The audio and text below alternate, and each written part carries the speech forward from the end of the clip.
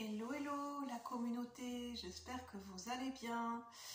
Aujourd'hui je vous retrouve, nous sommes le week-end, donc j'avais envie de vous poster une vidéo, de voir ensemble, d'être ensemble, de ressentir ensemble les énergies de la semaine, de nous connecter ensemble, de par nos ressentis, notre intuition, voir quelle est la tendance générale qui va se dessiner pour la semaine prochaine.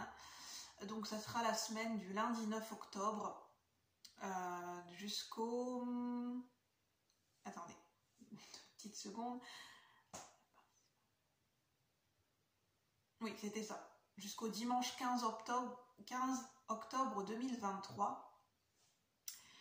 Je ne pense pas que... Je ne le sens pas aujourd'hui de faire un tirage à choix. La semaine dernière, je sentais de faire un tirage à choix.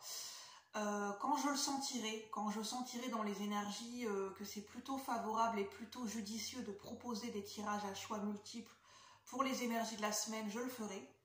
Mais là, pour cette semaine, je ne le sens pas. Je sens que c'est plutôt une énergie collective, en fait. Donc, voilà. Prenez uniquement ce qui résonne, c'est général, c'est... voilà. Je vais demander pour le collectif de la chaîne. Et pour ceux qui passent par cette vidéo et qui se sentent appelés qui résonnent avec ces énergies que je vais vous décrire. Donc ça sera en lien avec mes ressentis, donc ça peut vous parler comme ne pas vous parler du tout. Donc tout est juste, faites confiance à votre intuition qui est votre meilleure boussole. Et bien sûr, vos choix de vie vous appartiennent. Donc nous allons commencer. Alors, que je vous présente un petit peu les jeux que j'ai pris. Je ne vais peut-être pas tous les prendre, mais ceux que j'ai sélectionnés.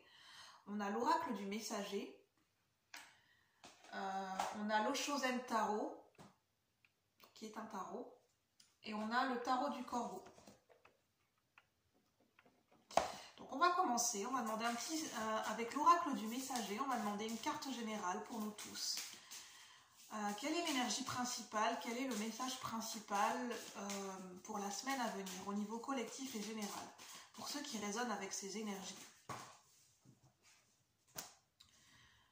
Alors, on a chiffre 3, soyez vigilants avec un beau dragon. Donc, on est vraiment accompagné pour cette semaine, selon ce que cela fait résonner et ressentir en vous, au niveau de l'imaginaire, au niveau des énergies. Nous sommes accompagnés par l'énergie puissante et sage du dragon. Alors là, on dirait le dragon, je dirais le dragon rouge et or, le dragon cuivré. Donc c'est vraiment le dragon qui est associé à l'énergie du feu, qui est associé à l'énergie dorée. Donc dorée, c'est la lumière. Alors pour ceux qui connaissent ce terme, j'entends l'âge d'or, le dragon de l'âge d'or, qui protège un arbre, qui protège la vie, qui protège Gaïa, qui protège une création, un enracinement. Je sens qu'il peut y avoir, de par cette puissance dégagée de cette énergie dragon et de cette sagesse, on dirait comme une boule et un globe. En fait, ce dragon englobe de ses ailes et de son énergie ce petit arbre. Et ça me parle de microcosme et de macrocosme. Donc le microcosme, c'est tout ce qui est à l'échelle taille humaine, hein. Ça peut être les insectes, les petites bêtes, les petites créatures, les petites plantes, les fleurs. Donc une protection à ce niveau-là, au niveau du microcosme, au niveau des végétaux, des plantes. Il peut y avoir aussi une protection, une sagesse. Vous êtes accompagné par une sagesse et une protection pour la création et l'enracinement d'un projet. Ça peut être un projet particulier. C'est ça qui me vient. On est accompagné vraiment d'une très belle énergie de protection, de sagesse et de puissance de par ce dragon. Qui protège la vie, qui protège l'amour, qui protège Gaïa, qui protège toutes les créatures de la terre. Vraiment, c'est une très belle énergie. Ça me fait un peu penser à l'énergie de l'impératrice, hein, dans le tarot, l'énergie protectrice qui protège la vie, au service de la vie. Voilà, c'est une magnifique énergie qui, voilà, qui nous accompagne pour cette semaine, si elle résonne avec vous. Une très très belle énergie. Et en dos de deck, nous avons intégré l'esprit. Avec un... Je vais vérifier si c'est un faucon ou un aigle, parce que la plupart du temps, je confonds l'aigle et le faucon. Alors, je vais finir par apprendre la distinction entre un aigle et un faucon, mais je vais aller vérifier. On me demande de lire les textes dans le livret, donc je vais vous les lire. Je me sens appelée à lire les textes dans le livret. Alors, soyez vigilants. Donc, je vous remonte la carte, déjà. Je vais faire quelque chose pour que vous l'ayez bien en tête. Pendant que je vous lis le livret, je vais vous la montrer. Voilà. Je vais vous la rapprocher. Vous pouvez faire une capture d'écran. Alors, donc prenez bien avec votre intuition comment ça résonne pour vous. Parce que les messages ne peuvent pas résonner de la même façon pour tout le monde. Je me décale de la même manière pour tout le monde. Alors, soyez vigilants, soyez attentifs et prudents en ce qui concerne les actes des autres comme les vôtres. Là, ça me parle de ce que je vous disais, de microcosme et de macrocosme, que chaque acte a ses conséquences, le moindre petit acte, le moindre petit détail. Comme nous sommes tous interconnectés dans les énergies et nous sommes tous reliés les uns aux autres à l'énergie de Gaïa et de la terre et des animaux et des végétaux. Tout est interconnecté. Chaque acte a des répercussions. Et ça peut faire un effet de ricochet comme on jette un caillou dans la mare et que ça propage des ondes. Donc on dit, soyez attentifs et prudents en ce qui concerne les actes des autres comme les vôtres. Quelqu'un vous a laissé tomber ou vous a trahi. Donc je pense que ça ne pourra pas parler à tout le monde. Il est normal et naturel de faire l'expérience des sentiments de colère, de douleur et de déception. Donc là, on parle d'énergie, d'émotion. Ressentir toutes sortes d'émotions est naturel, mais vous avez toujours le choix de réagir à votre façon.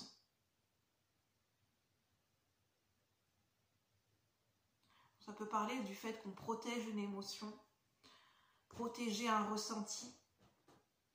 Ne pas vouloir souffrir peut devenir une source d'infection. Sachez-le.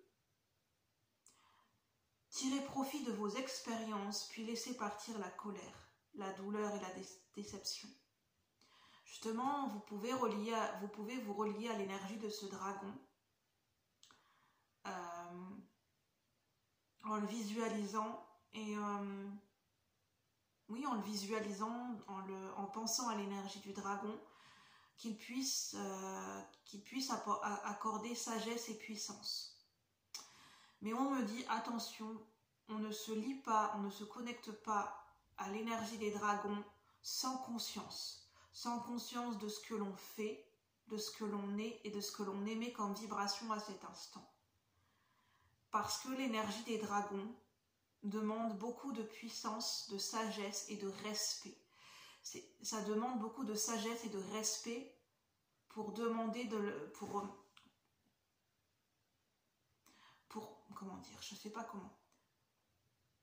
pour être consciemment en gratitude de l'accompagnement de l'énergie du dragon que cette énergie puisse nous offrir, d'être en respect, en gratitude de ce que l'on nous offre, de ce que l'on nous donne, d'honorer cette sagesse reçue, d'être en capacité de l'honorer, en conscience, en amour et en respect. Et ça, c'est pas quelque chose qui se fait avec l'ego, qui se choisit avec l'ego, mais qui se choisit avec le cœur. C'est l'intention du cœur qui prime. C'est la pureté du cœur qui va résonner avec l'énergie du dragon.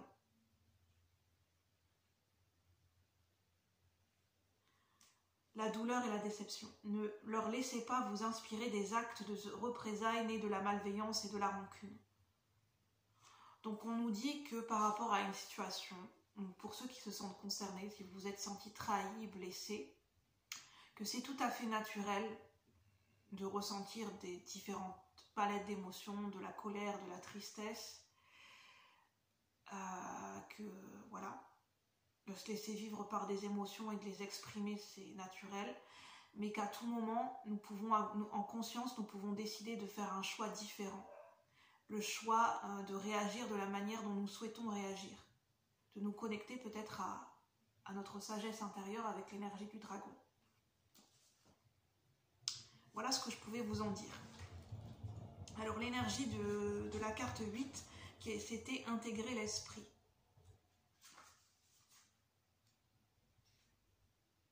Je vais vous montrer le dos de deck. Je vais y arriver. De magnifiques énergies. On ne nous dit pas si c'est un faucon ou un aigle. Donc pour les connaisseurs des rapaces, voilà, n'hésitez pas à me dire en commentaire si vous vous y connaissez, si c'est plutôt un faucon ou un aigle. Là j'avoue que j'ai un doute.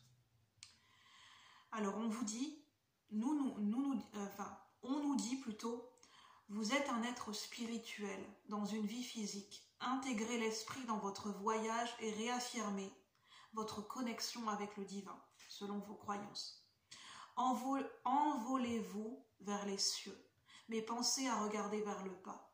Donc on parle d'un alignement et d'un ancrage équilibré entre la matière et entre la dimension spirituelle, entre terre et ciel. Afin de voir que le divin existe dans le monde magique naturel au-dessous de vous. Je parlais de microcosme et de macrocosme. L'esprit réside à l'intérieur de tout, d'où cette interconnexion. Donc tout ce que vous voyez et connaissez, tout ce que vous ne voyez pas et qui est inconnu, tout ce qui est créateur et destructeur, le beau et le laid naissent du divin. Donc là on parle de polarité.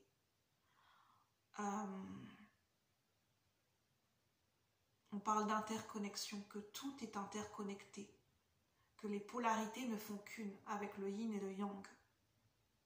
Tout ce qui est créateur et destructeur. C'est l'énergie du feu qui peut être autant créatrice que destructrice, de bien utiliser l'énergie de son feu intérieur. Et le feu intérieur est aussi relié à l'énergie de la colère et de la passion. Comment on canalise cette énergie de colère ou cette énergie de passion? Comment on la redirige? Est-ce qu'on la redirige vers une intention de création ou de destruction? Ça peut être une intention qui peut être inconsciente ou consciente. D'où le fait d'être dans la pleine conscience, de se recentrer pour être dans la pleine conscience de ce que l'on émet comme vibration, de ce que l'on pense et de nos actes qui ont des conséquences. Voilà. Alors, on va continuer. Je vais essayer de vous laisser l'énergie du dragon quelque part, avec le symbolone. Hop, voilà, comme ça vous avez l'énergie du dragon avec vous qui vous accompagne, qui nous accompagne tous. Et en plus, je vous parlais de l'impératrice et de cette énergie d'instinct maternel. On a intégré le féminin. Alors je comprends pourquoi j'ai été amenée à prendre le Oshozen Taro, parce qu'avec le dragon, on a l'énergie de sagesse, et le Oshozen Taro est très relié à l'énergie de la sagesse d'Osho, de la tradition zen. Donc au niveau collectif et général, pour ceux qui résonnent avec ces énergies, avec cette guidance pour la semaine à venir, la semaine du lundi 9 au dimanche 15 octobre 2023, quelle est la tendance générale qui se dessine pour nous tous? Pour ceux qui regardent la vidéo, pour le collectif de la chaîne, qu'est-ce qu'on peut nous dire sur un plan collectif et général, s'il vous plaît? Quelle est la tendance générale pour la semaine qui arrive? J'ai une carte qui est tombée. Je vous parlais d'énergie de yin et de yang, de polarité qui se réunissent. On a l'intégration. Là, c'est la carte de la tempérance qui est appelée l'intégration. On a la réunification de nos polarités en nous. La réunification, trouver l'équilibre et la complémentarité entre notre part d'ombre et notre part de lumière. Entre ce qu'on qualifie être nos qualités et ce qu'on qualifie être nos défauts, qui en fait ne sont qu'une perception des choses. En fait, ce que l'on nomme une qualité ou un défaut chez nous, c'est uniquement une perception des choses à un instant T. C'est selon comment on perçoit les choses à un instant T, notre point de vue. Et c'est un point de vue qui peut toujours changer, évoluer une qualité peut se transformer en défaut et un défaut peut se transformer en une qualité, selon le contexte et notre perception des choses à un instant T. Donc, d'où l'énergie du yin et du yang qui se réunissent. On parle d'intégration, d'intégrer nos polarités. On parle d'une intégration d'énergie, de trouver le juste équilibre, de trouver le juste milieu. Et que ça dépend d'une perception des choses. Avec le signe, je suis très connectée avec l'énergie du signe en ce moment. Je commence à recevoir des signes et des synchronicités avec le signe blanc. Et en fait, le signe blanc, ça nous parle de grâce, de pureté et de beauté. C'est de voir la beauté en toute chose. La beauté n'est pas reliée à une étiquette, à ce que l'on va considérer comme beau ou comme mauvais. La beauté authentique, elle dépasse les conventions, elle dépasse les normes, elle dépasse les préjugés et les étiquettes. Parce que là, c'est une beauté qui est plus reliée à l'ego, à notre personnalité. Voilà, on va dire plutôt à notre personnalité de tous les jours, dans notre quotidien, où on a tendance à poser une étiquette sur ce qui est beau et ce qui n'est pas beau. Et d'où cette subjectivité. Ça peut toujours évoluer, changer. C'est de voir la beauté au-delà des apparences, au-delà des limites et au-delà de ce que l'on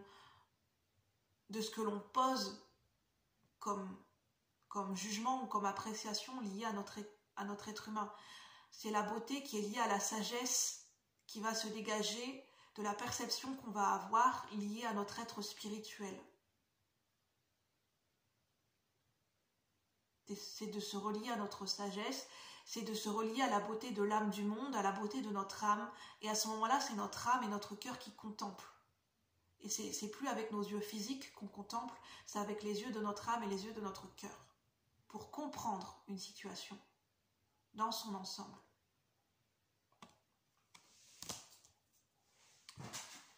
C'est vraiment de très très beaux messages qu'on nous donne. Alors, quels sont les messages ici et maintenant? Quels sont les messages ici et maintenant pour la semaine qui arrive? La semaine du lundi 9 au dimanche 15 septembre. Pourquoi j'ai dit 15? Non, 15 octobre 2023. Je ne sais pas si j'ai dit 15 septembre depuis tout à l'heure, mais c'est bien la semaine du lundi 9 octobre au dimanche 15 octobre 2023.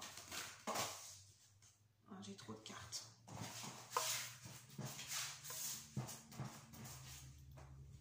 Bon, j'ai qu'une seule carte qui veut parler. On nous parle de conditionnement, dos de deck. Donc, de ce que je viens de vous parler, de conditionnement lié à notre culture, à notre éducation, à l'inconscient collectif, à ce qui est véhiculé dans la société, de ce qui est beau et pas beau, de ce qui est bon et pas bon, enfin voilà. Un petit peu tout ça. Qui n'est pas négatif en soi, puisque nous sommes un être humain et nous vivons dans une société. Donc, c'est pas quelque chose à rejeter, c'est quelque chose qui fait partie de nous. Quelque part, voilà, on a tous été à un moment donné formatés dans le sens, on vit tous en société et des fois on apprend des choses, ça se transforme en formatage et la vie c'est le fait de déconstruire pour reconstruire sans cesse, pour apprendre de nouveau en fait, pour apprendre de nouvelles connaissances et c'est toujours l'inconnu en fait. C'est de voir les choses avec émerveillement, avec les yeux d'un enfant. C'est ça l'apprentissage de la vie, enfin, selon mon avis personnel. Chose qui n'est pas forcément évidente à ressentir, à être, à transmettre et à faire. Alors, qu'est-ce qu'on veut nous dire pour la semaine qui arrive? Pour la semaine du lundi 9 octobre au dimanche 15 octobre 2023. Y a-t-il d'autres messages complémentaires pour le collectif de la chaîne? J'ai 3 cartes. Alors, on a le 7 d'épée qui est à l'envers. En fait, le 7 d'épée à l'envers, ça me dit, pour sortir de nos illusions, pour sortir du fait de se tromper soi-même, de se duper soi-même, eh bien c'est d'accepter nos ombres, d'accepter ce qu'on considère être nos failles ou nos faiblesses, de les reconnaître et d'y voir de la beauté en fait, de mettre de la beauté dans ce qui nous paraît en soi, en nous, ce qui nous paraît être un défaut, quelque chose qui nous paraît pas du tout agréable et plaisant, qu'on n'a pas envie de montrer, bah justement c'est d'y mettre de la conscience, d'y mettre de la valeur et de voir de la beauté, de ressentir, d'y mettre de la beauté, de sublimer nos ombres, d'y voir la beauté qui se cache derrière nos ombres, derrière nos blessures et derrière peut-être ce qu'on considère nos défauts ou nos pires travers. Alors nos pires travers avec le 7 d'épée, ça peut être le fait d'être malhonnête vis-à-vis, d'être des fois de dire des mensonges, d'être malhonnête, de manipuler. Ça peut nous arriver à tous voilà, à un moment donné d'avoir manipulé quelqu'un pour servir nos propres intérêts parce qu'on était dans des peurs, parce qu'on est un être humain, on a un ego, c'est d'y voir la beauté derrière tout ça. Pour sortir de nos illusions et pour sortir du fait et pour arrêter de mettre un voile dessus. C'est d'y mettre de la conscience. On a encore l'énergie de sagesse avec le loup ou la louve, avec le 9 de denier. On a le corbeau, on a un corbeau, une corneille, je dirais une corneille, mais enfin voilà, c'est soit un corbeau, soit une corneille, mais comme c'est le tarot du corbeau, je pense que ça pourrait être plus un corbeau. Le corbeau, c'est le messager de l'ombre, c'est celui qui est relié à l'énergie du monde invisible, à l'énergie du monde de l'au-delà, à l'énergie des ombres, alors du monde obscur,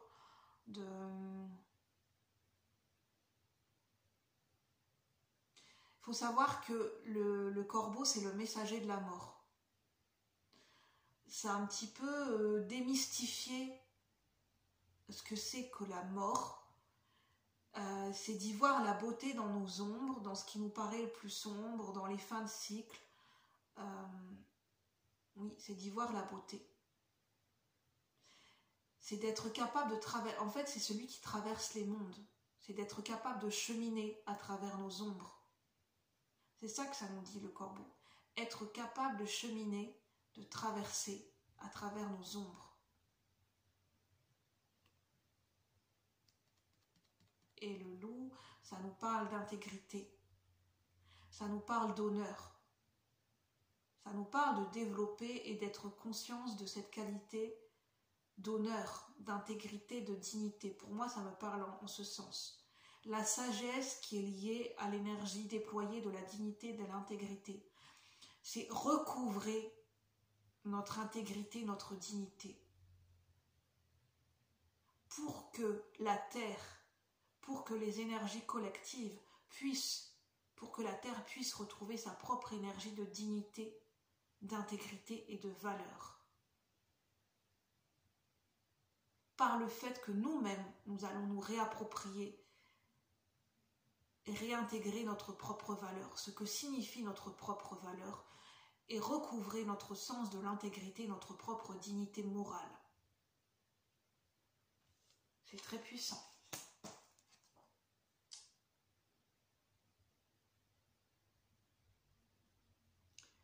Avec le valet de coupe à l'envers, avec le crabe, ça nous parle d'arrêter de se cacher derrière une carapace, de briser cette carapace,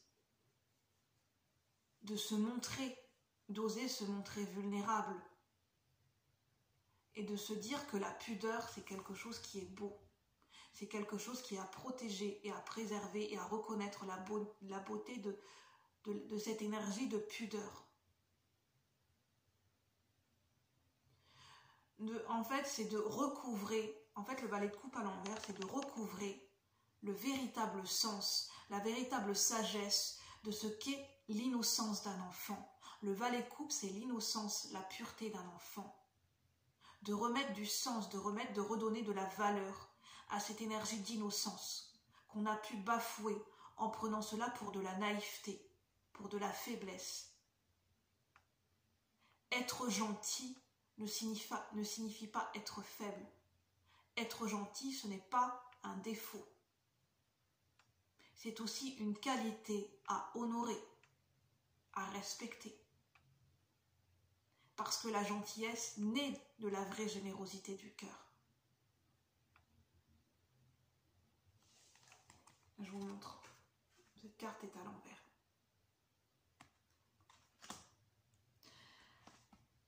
Écoutez, j'ai pas d'autres messages. Ce sont de très beaux messages. En fait, ce sont plutôt des messages de sagesse qui nous sont enseignés, qui nous sont transmis pour la semaine à venir. Parce que ces messages de sagesse pourront nous aider par rapport à ce que nous allons traverser pendant cette période. Donc prenez uniquement ce qui résonne, avec votre intuition, avec votre cœur, votre âme. Et puis, moi je vous laisse, je vous souhaite de passer un bon week-end et une belle semaine et je vous dis à bientôt pour de nouveaux partages. Si vous avez aimé cette vidéo, de mettre en avant ces messages de sagesse et de les faire partager au plus grand nombre, ce qui est important pour la chaîne, pour le fait de l'encourager, merci de mettre un like, un pouce, merci de partager, merci de vous abonner. Si ce que je vous partage vous touche, résonne avec votre propre énergie, avec votre propre essence et que vous voulez faire partie de l'agrandissement de cette communauté, n'hésitez pas à vous abonner. Je vous accueille bien chaleureusement et bien volontiers. Et moi, je vous dis à bientôt pour de nouveaux partages. À bientôt la communauté. Merci.